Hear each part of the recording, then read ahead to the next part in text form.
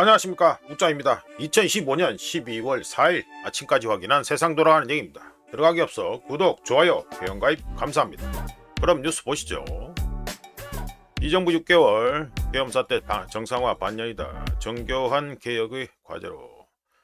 정교한 개혁, 합리적 제도, 인권 침해 없는 정밀 외과 수술, 당정 일체 등 과제. 알아서 하면 되고요. 뭐야, 편집자 뭐 이거까지 붙는 거야?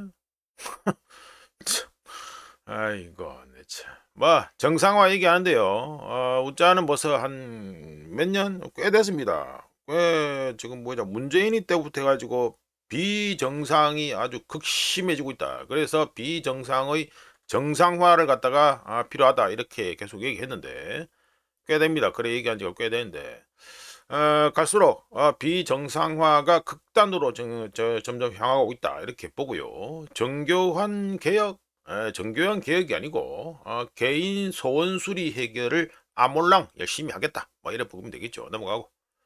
특검 김건희 징역 15년 구형 국가 시스템 붕괴. 지금 현재 국가 시스템 붕괴되는 거는 안 보이는 모이네. 15년 징역 15년. 네. 김건희는 억울한 점 많지만 국민께 죄송. 고개 숙여.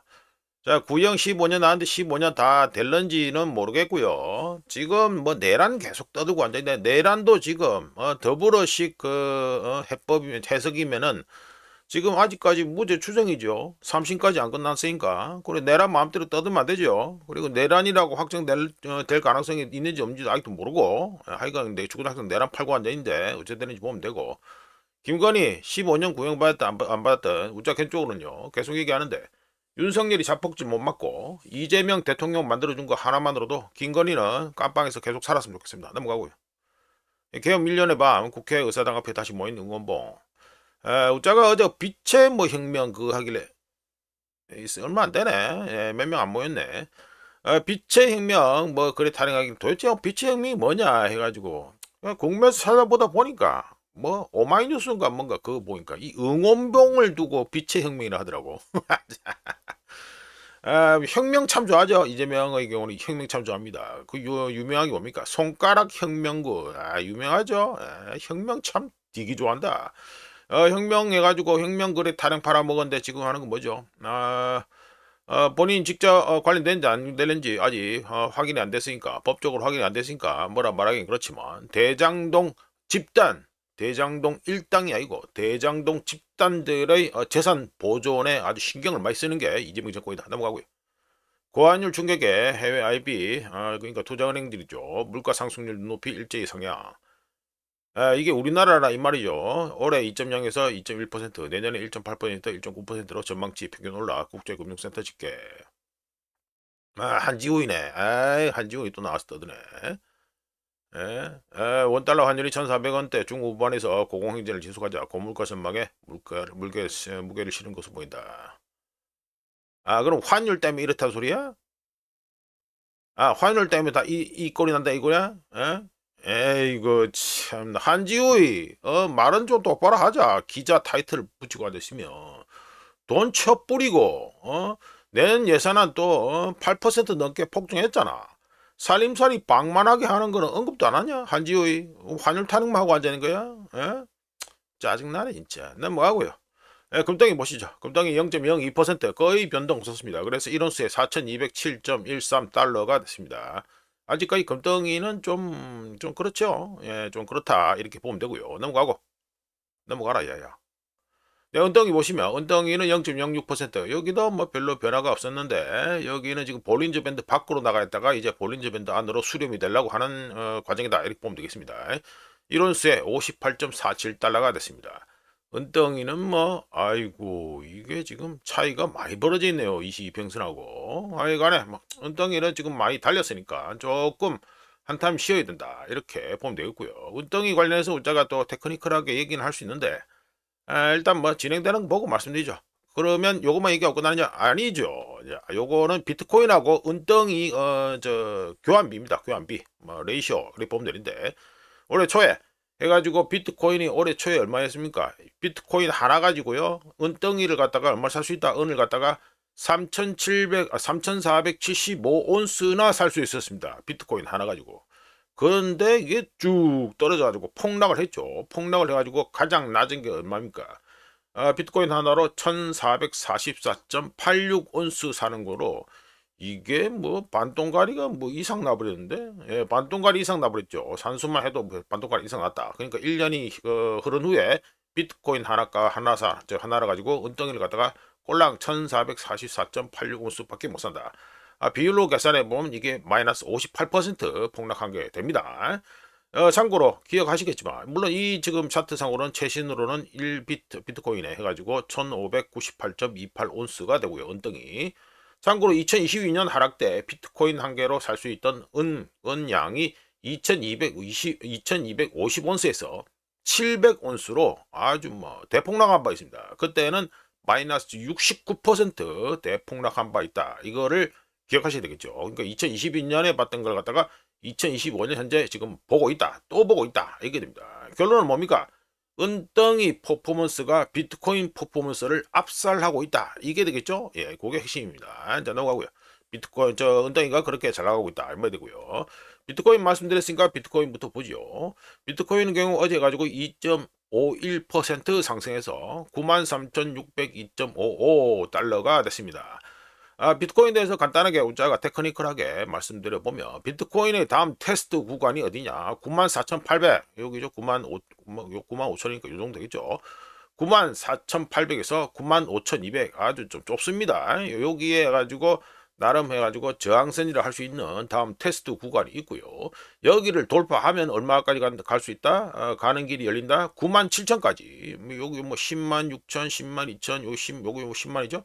그러니까 97,000에서 10만까지 가는 길이 열린다라고 할 수 있습니다. 반대로 이 지지선이 있는데 어디 있냐면 9500, 9500이면 여기 9243, 22평선 가는데 여기 요거 바로 위에가 되겠습니다. 9500하고요. 88,700 뭐 대충 요 정도 되겠죠. 요 정도. 예, 요 정도.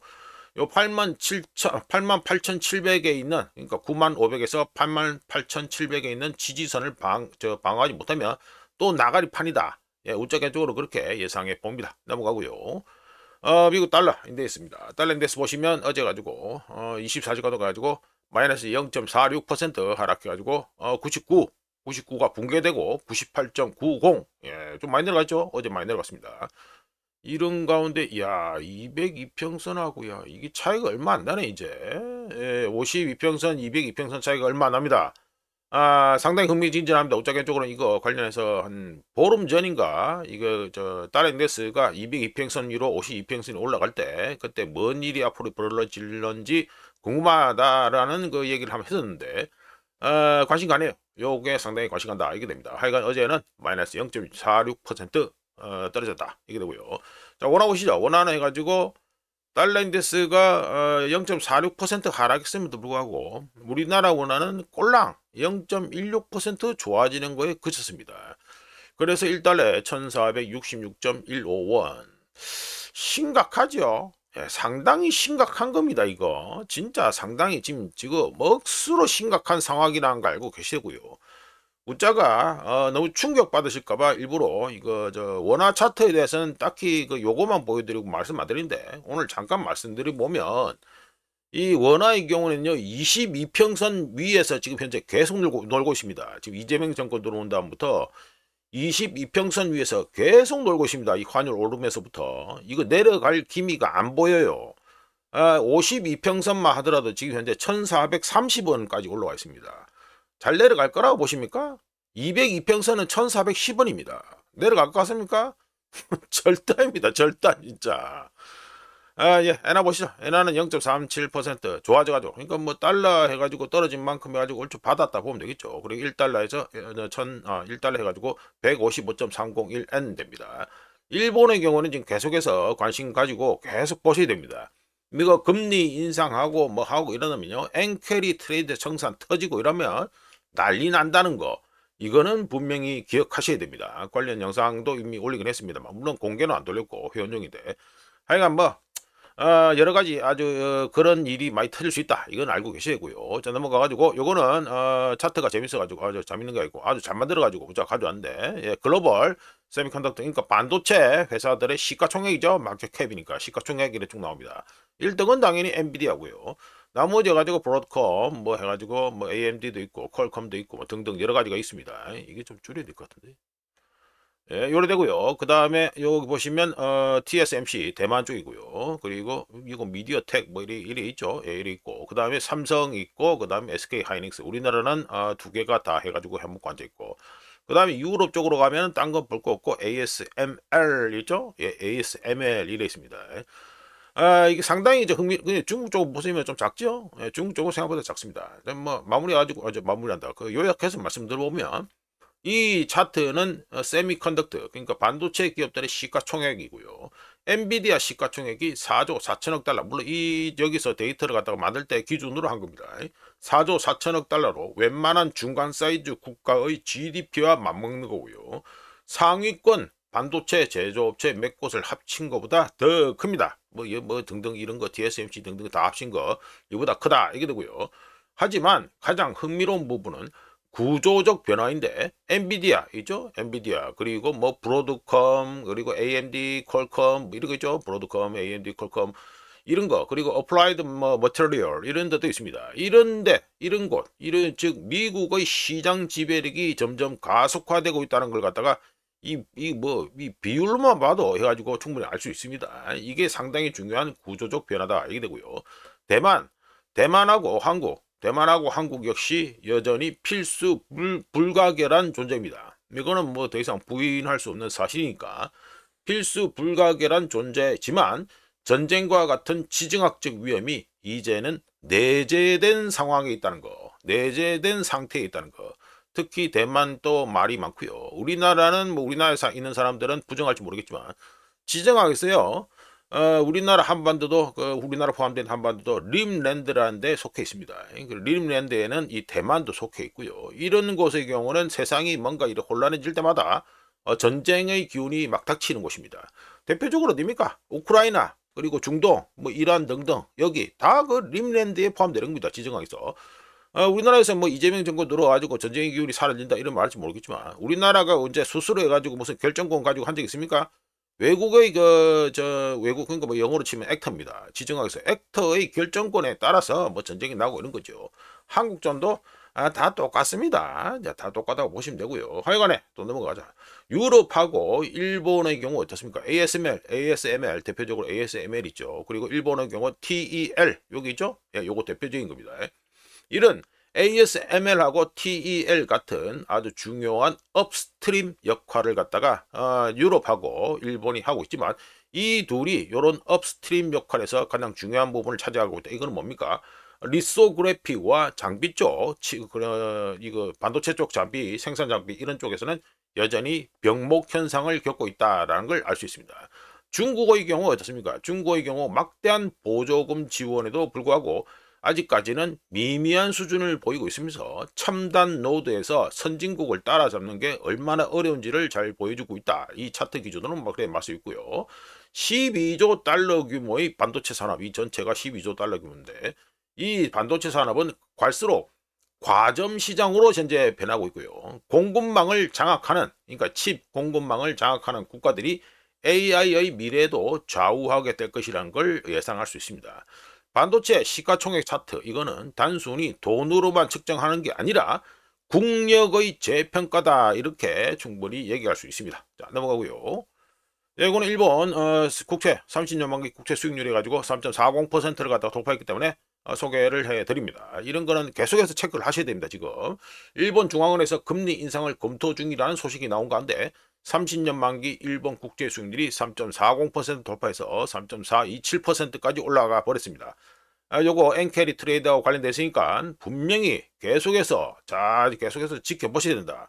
상당히 중요한 부분입니다. 이거 진짜 중요한 부분입니다. 돈하고 관련된 거하고 관련해가지고 엔캐리 트레이드는 절대로 빼먹으면 안 된다는 거 이거는 알고 계셔야 됩니다. 그리고 이렇게 오른다는 거는 엔캐리 트레이드 청산이 점점 가능성이 높아진다는 걸 갖다가 이 차트를 통해서 알 수 있다. 이게 됩니다. 넘어가고요. 이거는 중국의 레이팅독 PMI, 서비스 PMI하고 종합 PMI가 발표됐으니까 말씀드립니다. 이미 제조 PMI는 50 밑으로 떨어진 거를 갖다가 우자가 그저께인가 말씀드렸죠. 이런 가운데 레이팅독 서비스 PMI는 10월에 52.6에서 11월에 52.1로 더 떨어졌고요. 이 서비스 요겁니다. 오렌지색 요 떨어진 거. 요 하락했고요. 그리고 레이팅독의 종합 PMI도 10월에 51.8에서 11월에 51.2로 요거죠. 예, 요 색입니다. 이 색을 뭐라는 색이라고 하는지 모르겠다. 요거네, 요거 초록색 같은 거. 예, 요겁니다. 초록색. 요것도 뭐 색깔은 말아서 하시고요. 하여간에 11월에 51.2로 하락했다. 이게 되겠습니다. 자, 넘어가고요. 이건 해가지고 정신봉 들린 얘기하면 항상 뭐가 나옵니까? 독일 쪽의 얘기가 나올 수밖에 없죠. 탈산업화하고 있고요. 우크라이나전 덕분에. 자, 말씀드려 봅니다. 이 차트는 블룸버그 차트고요. 보시면 이게 프랑스 쪽에 1년짜리 해가지고 1년 해가지고 선행해가지고 전력 계약하는 거 가격. 이거 독일에 1년 선행해서 가격 1년짜리 그러니까 1년짜리 뭐 전력 뭐 그 계약하는 거 이거 가격입니다. 이제 메가와트당 해가지고 뭐 100유로 이래 되는 건데요. 보시면 프랑스는 떨어지고 독일은 뭐 떨어질 기색이 안 보이죠? 자, 왜 그런지 말씀드리면 독일의 발전소 건설 속도보다 발전소 폐쇄 속도가 더 빠르면서 오는 2030년에 에너지 수요 폭증 시기 대표적으로 어디입니까? 독일의 경우 한겨울이죠. 한겨울. 유럽의 경우 우리나라처럼 그 에어컨을 잘 안 쓰죠. 예, 그거는 다 아실 거고. 하여간에 겨울에는 에어컨이 없어도 딴 거는 떼야 되니까. 에너지 수요 폭증 시기 한겨울에 10에서 24기가와트 최대 24기가와트에 달하는 전력 부족에 직면할 가능성이 독일이 2030년에 있다. 이게 되고요. 독일의 경우 현재 뭐합니까? 핵발전소 폐쇄하죠. 그리고 석탄 발전소는 단계적으로 현재 폐쇄하고 있습니다. 그런데 천연가스 발전소 건설은 지지부진해서 예비 전력을 담당할 발전 용량이 부족합니다. 그러면 그동안 뭘로 땜빵한다 하냐면은 뭐 풍력하고 그 위대한 그 위대한 풍력하고 태양광 뭐 이걸로 해가지고 땜빵을 한다 이렇게 하는데 이 간헐적으로 지 꼴리는 대로 생산하는 풍력 그리고 태양광 특히 겨울철에 눈 내리고 예?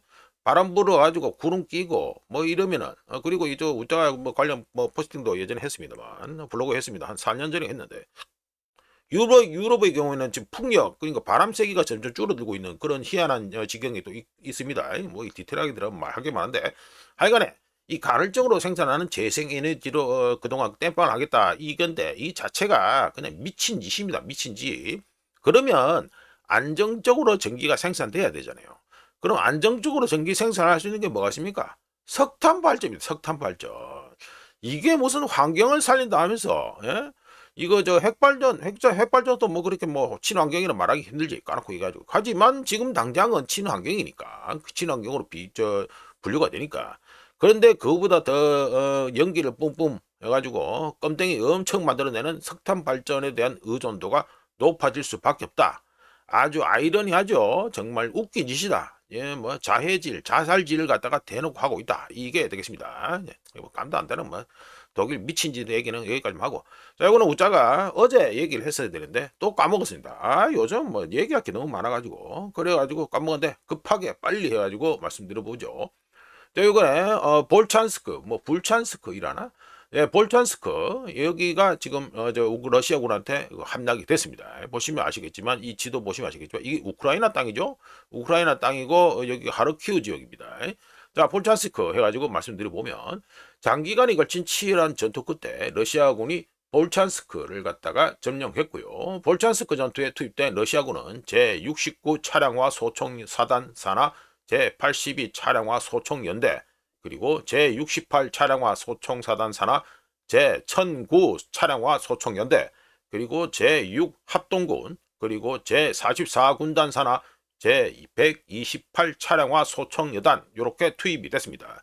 반대로 이 볼찬스크를 갖다가 지키던 우크라이나군이 투입한 병력이 어떻게 된다? 20개 이상의 여단 및 연대 병력이 투입됐는데 하나씩 말씀드려보면 특수부대로는 제1특전여단, 제71 예거여단, 제82 공습여단이 투입되었고 해병부대로는 제36 해병여단이 투입되었었고 기계화 여단으로는 제42, 제53, 제61, 제154 기계화 여단이 투입되고요. 차량화 보병 여단으로는 제57, 제58, 제143 차량화 보병 여단이 투입됐고요. 우크라이나 국민위병이라고도 있습니다. 이 국민위병 산하에서는 또 어떻게 됐다? 제1 신속 대응 여단, 그리고 충격 여단 리우트, 그리고 제5, 제17 국민위병 여단이 투입되고요. 그리고 또 국토방위부대가 또 따로 있습니다. 이 국토방위부대는 또 뭐가 투입됐다? 제107, 제113, 제115, 제120, 제122, 제127 국토방위여단이 투입됐습니다. 총 33개 대대, 총병력 5만 명이 여기 투입돼 가지고 이거 장비도 또 많이 갔습니다. 탱크 90대 이상, 장갑차 320대 이상, 다연장 로켓 발사대 37개, 37문, 그리고 각종 포 및 박격포 220문이 여기에 동원됐고요. 방어하는데 그 중에서도 우크라이나군 방어군 방어병력 중에 핵심은 어디겠습니까? 제36 해병여단, 제71 예거여단, 그리고 충격여단 리우트, 그리고 제82 공습여단이 우크라가 자랑한 정예부대였습니다. 하지만 최소 8,000명이 전사한 데다가 병력이 총 합쳐서 사상자 해가지고 23,000명을 잃으면서 18개월간 벌어진 전투를 통해 전체 병력 중 46%를 잃었고요. 하루 평균 전사 및 부상자 숫자는 40명 수준이었습니다. 우크라이나가 이 볼찬스크를 갖다가 거대한 요새 도시로 만들었었는데 이걸 갖다가 러시아군이 점령하면서 이제 앞으로도 된다. 지도에 우자가 표시했다시피 화살표를 표시했다시피 이 중요한 또 다음에 먹을 만한 게 두 개가 또 있습니다. 어디냐? 스타리살코프 요거죠? 예, 요겁니다. 스타리살코프와 하고요. 여기는 또 벨리 콜로테즈 콜로데즈가 되겠네. 벨리 콜로데즈로 가는 길이 이 볼찬스크를 갖다 먹으면서 해가지고 길이 열렸다 이게 됩니다. 그리고 여기를 먹음으로써 이래가지고 우크라이나가 여기를 갖다가 요새로 만들었는데 이걸 먹음으로써 해가지고 러시아 국경지역 보안 상태가 개선되었다. 이게 핵심이 되겠습니다. 자, 넘어가고요. 이거는 미국의 민간고용, 즉 ADP 해가지고 뭐 고용 변화율 뭐 이건데 하여튼간에 뭐 민간 고용을 하죠. 자, ADP 민간 고용이 10월에 47,000 요것도 수정됐습니다. 42,000으로 발표됐는데 47,000으로 수정됐습니다. 상향 수정됐습니다. 그런데 10월에 47,000이었는데 11월에 마이너스 32,000개 요거죠. 마이너스 32,000개로 예상치는 얼마였다? 1만 개였습니다. 그러니까 엄청나게 하회한 거죠. 엄청나게 하회했다. 덕분에 어떻게 됩니까? 2023년 3월 여기 있죠. 2023년 3월 이후 월간으로는 가장 큰 폭의 감소 일자리가 날아가 버렸다. 이게 되겠습니다. 지금 12월 FOMC 앞두고 이런 데이터가 나오면 어떻겠습니까? 금리 인하는 기정사실이다. 뭐 이렇게 보시면 되겠죠. 우자견적으로 계속해서 말씀드렸다시피 이 고용 쪽이 지금 화두다. 가장 큰 화두가 고용이다. 이렇게 말씀드렸습니다. 자, 넘어가고요. 이건 또 ISM에서 서비스 PMI 발표됐습니다. 말씀드려보면 ISM 서비스 PMI가 10월에 52.4에서 11월에 52.6으로 상승했고요. 요게 푸른 거, 요 푸른 겁니다. 요 푸른 거. 그리고 그 고용, 엠플로이먼트는 10월에 48.2에서 11월에 48.9로 이것도 살짝 상승했습니다.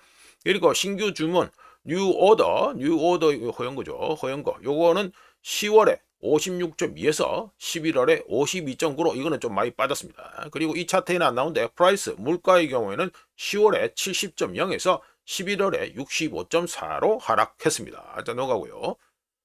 네, 요거는 비즈니스 인사이더 우크라이나전의 대표적인 또 그 무협지죠. 여기서 근데 우크라이나전 상관없이 IBM CEO가 네, 데이터 센터에 이거 돈을 갖다가 엄청나게 쓰는데 그런데 지금 이걸 갖다가 이런 돈 쓰기가 감당 가능하지 않다. 이 얘기가 됩니다. 지금 몇 분이야? 벌써 23분이야. 뒤에 또 떠들기 많은데. 자, 우리가 해가지고 그냥 말씀드릴게요. IBM CEO가 누구냐 하면 여기 적어놨죠. 아러빈드 크리슈나 요거 됩니다. 이 양반이 지금 현재 IBM CEO로 지금 앉아 있는데 IBM CEO가 아주 간단한 매스 비하인드 디스플레이 그러니까 아주 간단한 산수를 통해 가지고 AI와 데이터 센터에서 벌어지는 과잉 투자에 대해서 얘기했는데 크리슈나는 8조 원입니다. 8조 달러짜리 자본 지출하면 이자 지급에만 8천억 달러가 필요하며 현재 기술이 AGI 뭡니까? 인공 일반지능이라죠. 뭐 범용 일반지능 뭐 이럴 수도 있냐. 범용 인공지능 뭐 이럴 수도 있는데 지금 뭐 공식적으로 거의 뭐 얘기하는 건 인공 일반지능이라 합니다. 하여간 AGI의 현재 기술이 도달할 가능성은 0에서 1%. 그럼 뭐 거의 없다 이 말이죠. 예, 그렇게 얘기했습니다. 크리슈나가 아주 기본적인 계산법을 들어가지고 지금 이 AI 센터 이 데이터 그 만드는 거 센터 만들고 이런 거 자체가 지금 말이 안 된다라고 지금 얘기를 했는데 웃자가 해가지고 요약해서 크게 세 가지를 얘기했는데 말씀드려보면 다음과 같습니다. 첫 번째, 1기가와트 데이터 센터를 건설하고 운영하는 데만 800억 달러, 예, 요거는 8조 달러 뭐 나와있죠.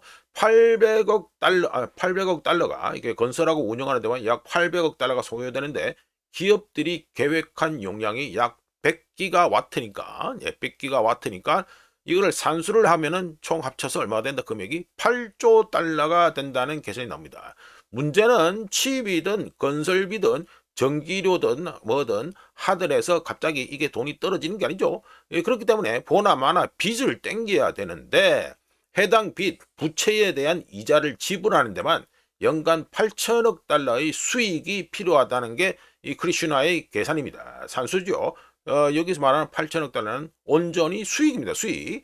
근데 8천억 달러라는 액수는 2025년 현재 이 테크 기업들 중에서 누구도 벌지 못하는 수준의 돈이기 때문에 현재 경제 상황에서는 수익을 내는 것이 불가능해 보인다. 이게 크리슈나의 얘기입니다. 우자는 동의하고요.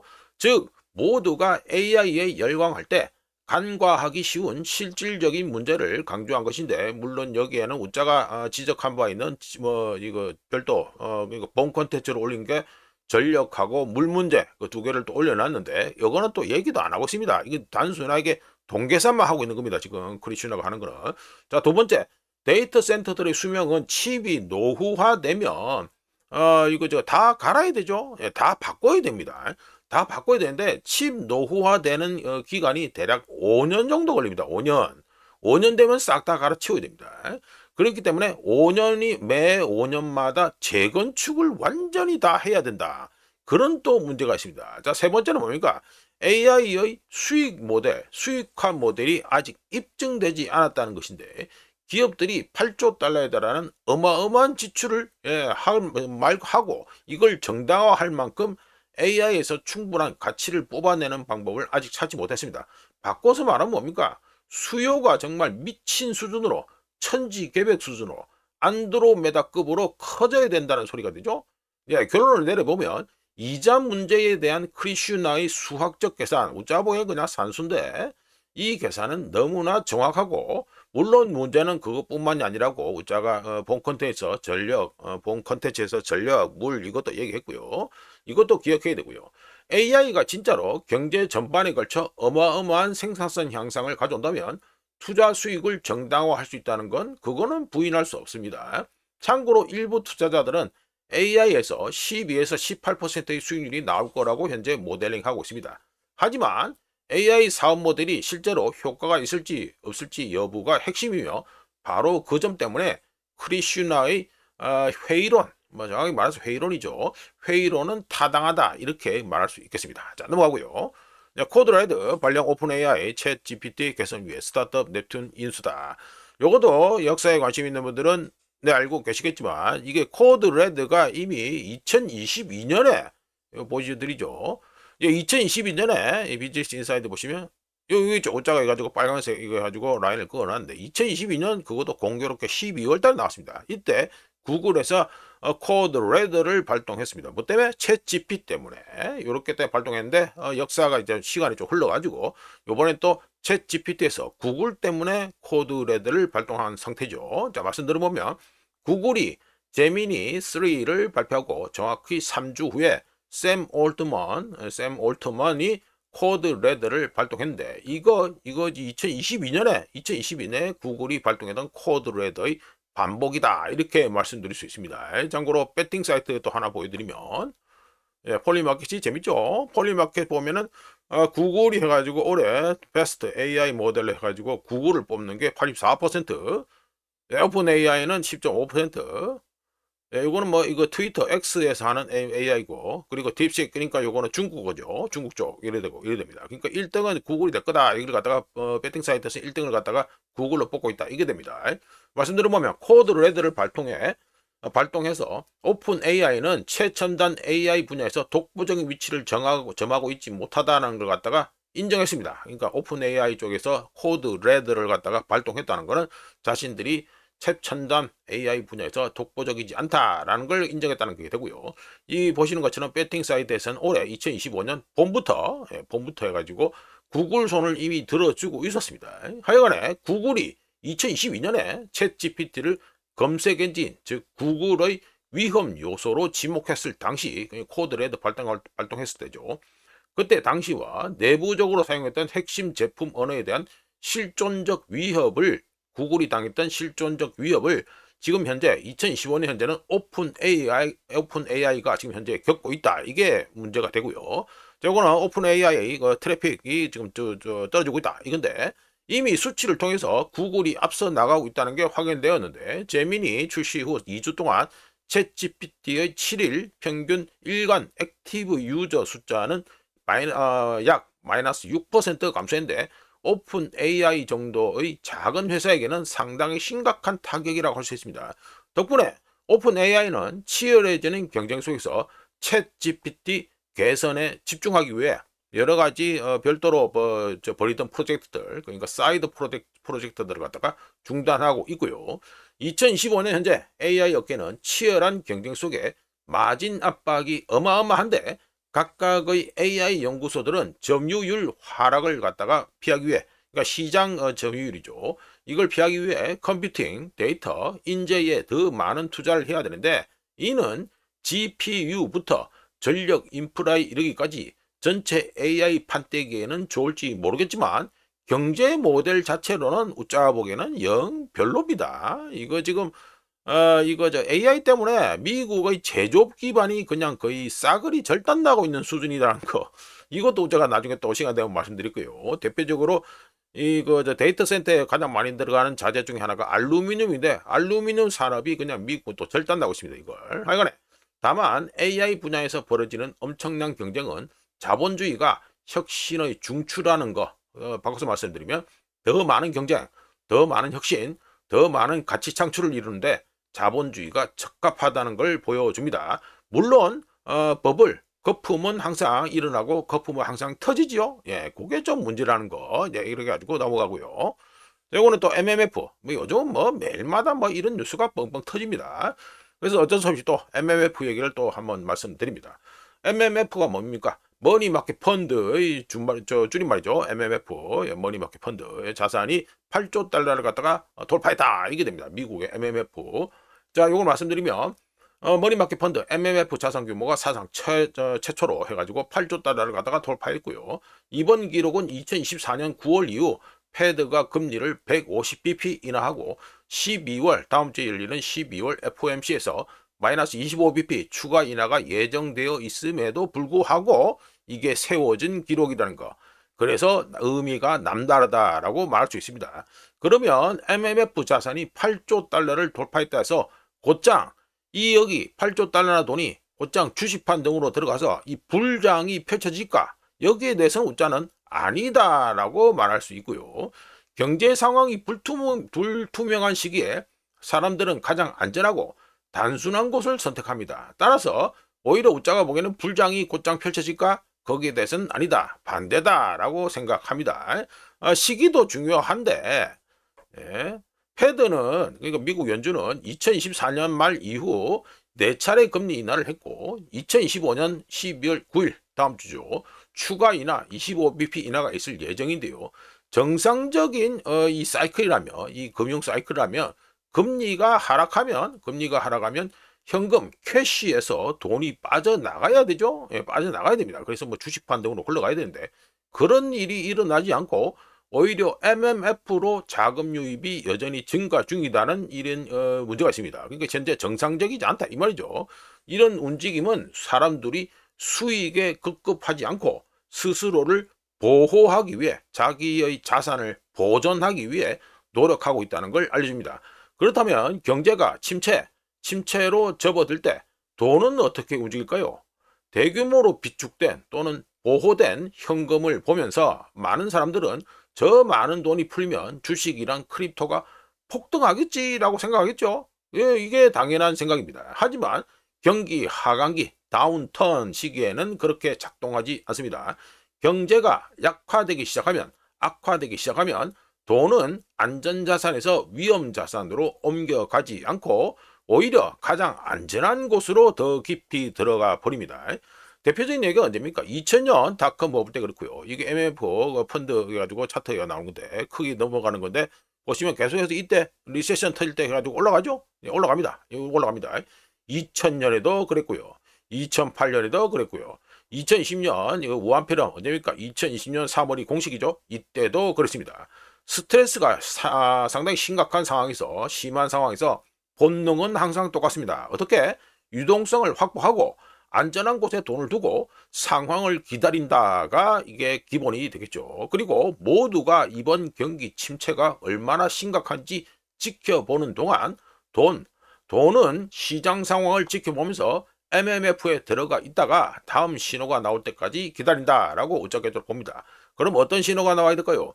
리세션이 끝나고 그리고 패드가 공격적으로 금리를 인하하고 고용시장이 안정되고 신용 스프레드가 진정된 후에야 투자자들, MMF에 돈을 넣어둔 투자자들은 현금에서 천천히 벗어나기 시작합니다. 물론 그때조차도 규율이 잡힌 투자자들은 바로 투기에 뛰어들지 않으며 점진적으로 움직이죠. 어떤 식으로 점진적으로 움직입니까? 가장 먼저 단기 국채를 사고요. 그 다음에는 광범위한 주식들, 그러니까 저평가되고 있는 주식들 이런 것들을 사고요. 그리고 마지막으로 대형 우량주로 옮겨가면서 대형 우량주라면 요즘 엔비디아 이런 거겠죠.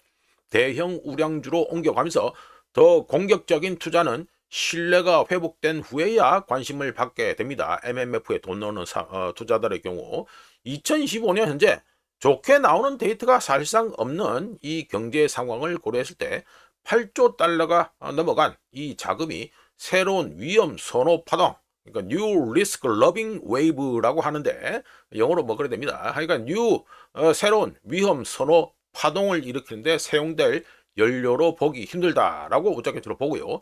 시장은 여전히 상황을 신뢰하지 않는 모습을 보이고 있는데 머니는 당분간 MMF, 머니마켓 펀드에 머물 가능성이 높고 경기 둔화가 심해지면 오히려 MMF에 넣는 돈이 더 증가할 가능성이 높다라고 우짜게로 봅니다. 그리고 모든 사람들이 경기 하락을 직감하게 될 경우 자금 흐름은 주식으로 향하지 않고 사람들은 수익률을 확보하고 금리 인하를 따라가기 위해 장기 국채와 신용 등급이 높은 회사채 같은 고품질 채권, 우량 채권 이라기도 합니다.